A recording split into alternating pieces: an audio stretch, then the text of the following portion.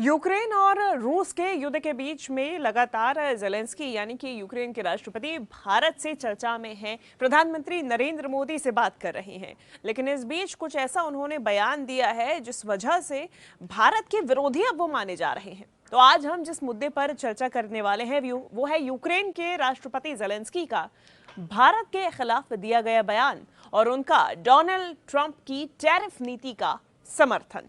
नमस्कार, मैं हूं शिवांगी द्विवेदी आपके साथ और आज चर्चा करेंगे कि आखिर जेलेंस्की ने ऐसा क्यों कहा और क्या है इसकी असली वजह और इसका भारत यूक्रेन संबंधों पर क्या असर पड़ेगा। तो आइए जानते हैं विस्तार में।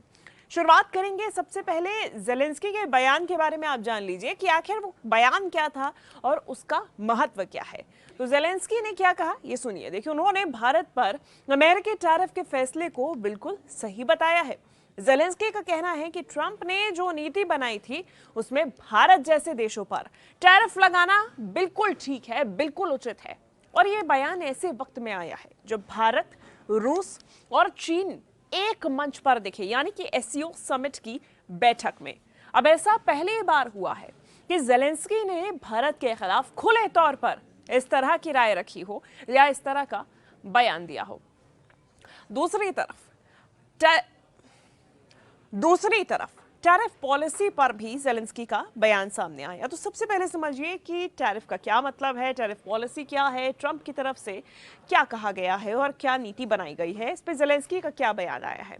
तो टैरिफ का मतलब होता है किसी दूसरे देश के सामान पर अतिरिक्त टैक्स लगाना। अमेरिका ने ट्रंप के समय में भारत समेत कई देशों के प्रोडक्ट्स पर टैक्स बढ़ा दिया था। अब इसकी वजह से भारतीय कारोबारियों को काफी ज्यादा नुकसान हुआ और कई इंडस्ट्रीज पर इसका असर पड़ा। जेलेंस्की का तर्क है कि इसमें अमेरिकी बेरोजगारों को राहत मिलेगी और स्थानीय उत्पादों को बढ़ावा मिलेगा, लेकिन दूसरी तरफ दावा यह भी किया जा रहा है कि इसका उल्टा नुकसान अमेरिका को ही देखने को मिल रहा है। वहीं यूक्रेन का क्या दृष्टिकोण है, क्यों ऐसा बयान दिया गया, यह भी समझ लीजिए आप। तो देखिए, रूस और यूक्रेन युद्ध के समय भारत ने अपने कूटनीतिक रवैये को एकदम संतुलित रखा था। भारत ने तटस्थ रहकर दोनों ही पक्षों को समझाने की कोशिश की, यानी कि कोई भी साइड नहीं लिया, मगर सीधे किसी का समर्थन नहीं किया। अब जेलेंस्की को लगता है कि भारत ने यूक्रेन के पक्ष में पूरी तरह क्यों नहीं बोला, क्यों साथ नहीं दिया, और इसी वजह से वो भारत को लेकर इस तरीके के आलोचनात्मक बयान दे रहे हैं और ट्रंप की कठोर नीति का समर्थन कर रहे हैं। अब ऐसे में एससीओ समिट का कितना असर देखने को मिलेगा। जेलेंस्की ने तो अपना रुख, अपना जो सोच है, वो विचार है, वो तो सामने रख दिया, लेकिन दूसरी तरफ भारत की भी अपनी मजबूत स्थिति है।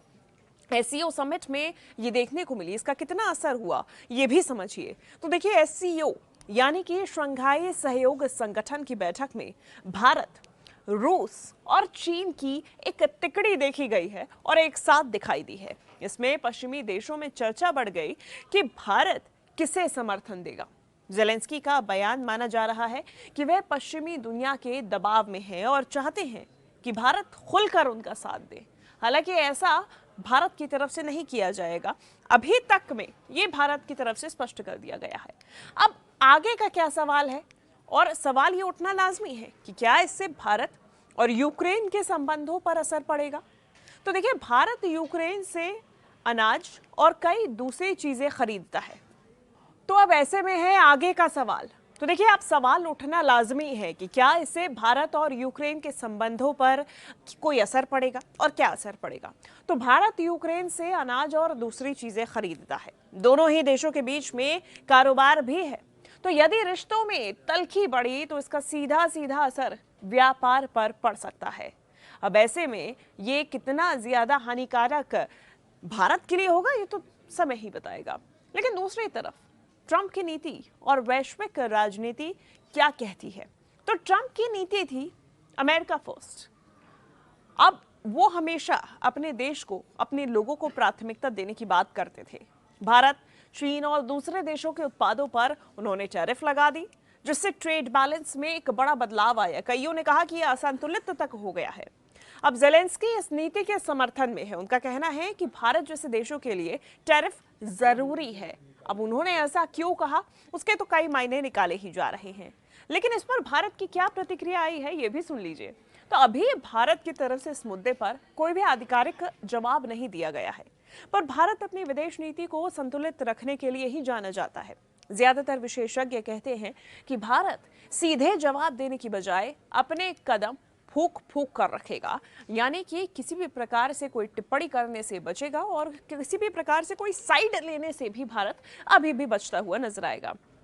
हालांकि जेलेंस्की के इस बयान ने अंतर्राष्ट्रीय हलचल भी बढ़ा दी है। देखिए, अंतर्राष्ट्रीय स्तर पर कई देश जेलेंस्की के इस बयान को यूक्रेन की निराशा मान रहे हैं। वहीं अमेरिका में कुछ लोग इसका स्वागत कर रहे हैं। रूस और चीन के लिए यह बयान कोई बड़ा झटका नहीं है, लेकिन भारत के लिए कूटनीतिक चुनौती जरूर है। अब ऐसे में देखना होगा कि कैसे जेलेंस्की के एक बयान ने भारत यूक्रेन संबंधों को नई दिशा दे दी है और कैसे ये दिशा किस ओर जाती है, कैसे बदलती है। टैरिफ की राजनीति, व्यापार, विदेश नीति, ये सब इस मुद्दे से जुड़े हुए हैं। अब इस पूरे मुद्दे को लेकर आपका क्या सोचना है, आपकी क्या राय है, आप कमेंट करके हमें जरूर बताइएगा। धन्यवाद।